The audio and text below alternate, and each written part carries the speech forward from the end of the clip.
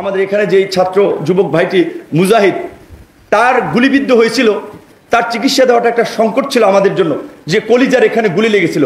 তার চিকিৎসার সম্পূর্ণ কোঅর্ডিনেট করেছিল বিএনপির স্বাস্থ্য বিষয়ক সম্পাদক বিএসএমইউর অনেক দিন ধরে পদ বঞ্চিত ডাক্তার রফিক ভাই, এবং উনি মিনিমাম আমাদের রেফারেন্সে আমি নাহিদ আসিফ ওই ঢাকা সাকাফি যারাই আন্দোলন ছিল সবাইকে ফরহাদ আলিম ডোনার ভাই খালেদা জিয়ার উপদেষ্টা এবং রফিক ভাই নাম্বার দিয়েছিলাম, কারণ মেডিকেল সাপোর্টটা ওনারা আমাদেরকে দিয়েছিল।